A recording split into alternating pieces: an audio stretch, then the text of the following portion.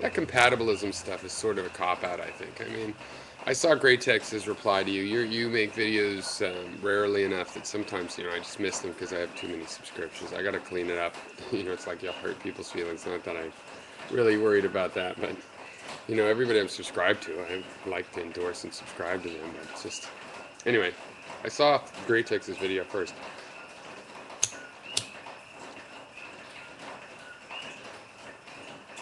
Smoking is an interesting issue in free will because it's a good example of a physical addiction where it seems like the determinist causes outweigh the free will. And this is the thing I think a lot of people are mistaking, okay? First of all, there are kinds of determinable causes, and there's multiple meanings of determinism. I mean, Graytex's video, he's sort of like, of course there's going to be a causal relationship. Fine, there is a causal relationship, but don't define causal so strictly. What do you know about causes? When you make an assumption that there's a cause and effect in a one-to-one relationship, no, why can't there be three effects?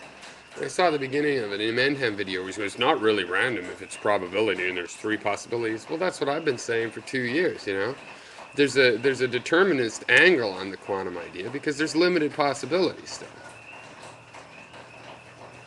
There's definitely room for us to make some sort of influence. It's no proof that we have an influence. And the whole stuff about, the brain's just like a computer. No, the brain is absolutely not like a computer. I understand computers, and I understand AI, and the brain is not very much like a computer. If you know much about the brain and the computer, you'll know there's some serious differences between these things. And the brain, in fact, could have quantum mechanics. Why not? I mean, the whole photoelectric effect it use in the eyes is pretty weird too, but it uses that, There are quantum effects. Why wouldn't it use it? I mean, not totally. And the whole idea that means it would be... Why would we evolve to use quantum effects for random error? No. We use it for things like, getting high efficiency and energy transfer. But anyway. No offense, but I think the compatibilist thing's a bit of a cop-out. It's kind of like the Graytex approach of, well, one leads to the other, and the other leads to the one, and blah, blah, blah. No. You say, people think there's free will because they want to believe they have control. Why would they want that? The river doesn't have to want to flow downhill to motivate it. I mean, let's talk about what is will. Let's just define it. So it's possible that will turn out to be totally unfree, just like the sun totally doesn't rise, okay? Let's just say that's possible. But we can still define, well, what will be? Because will is a different category of behavior, because non-living objects don't express will. It's a different reaction to the environment. All right? Things with will seem to use their will to survive, So will has a possible definition through that. It has a likely definition. So will is, what is it? Something to do with us thinking we have desires and whatnot like that.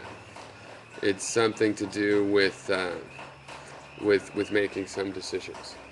It's something to do with the fact that we can visualize an influence. Because I don't believe we have as much freedom in the will as we've always thought. There's no, I can do anything. It's like Graytex again. It's like, ooh, I'm going to make something levitate. Oh, I can't do it. Must not have free will. I mean, whoever said the will was that free? The word free might mislead you, but who really ever said, oh, I can do whatever I want with my will? That's not what free will would mean. I basically think we're information processors. So we take perceptions in, we create perceptions or memories on the outside. And what you create, what you visualize, has an influence on what happens to you later. If you have a situation, you think, hey, next time I should react this other way. If you visualize yourself reacting that way, the next time, you're not assured to react that way. And in a sense, there's a determined thing. Whatever your attitude is will lead to your reaction. However, by visualizing it, you do make it more likely to happen. Ironically, that's exactly how a quantum computer will work. See, the way quantum computers work, it's like if you're trying to break a password with a quantum computer, you get to try all the passwords at once. In an ordinary program, you'd write a program to think up a password, look it up in a dictionary, try it, look it up the next one, try it. That's what you'd write. In a quantum computer, you get to try all the passwords at once, so you don't have to look them up. Instead, what you work on is somehow improving the probability that the solution you want will survive and become the real solution. And this is how, visualization works. What a coincidence. I'm not saying they're related, I'm just saying they're exactly alike.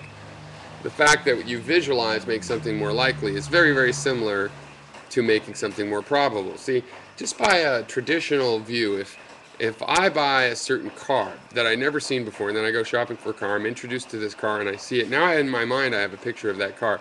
There are already you know, versions, models of that car out on the street.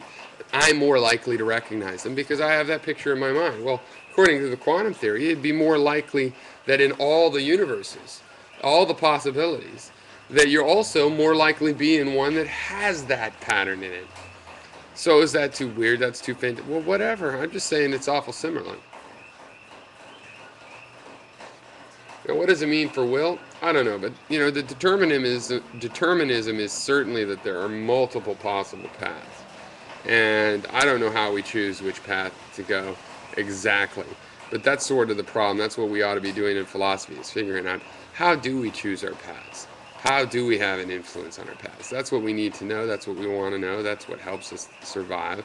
And that's what we've been trying to learn for thousands of years, and we are learning it.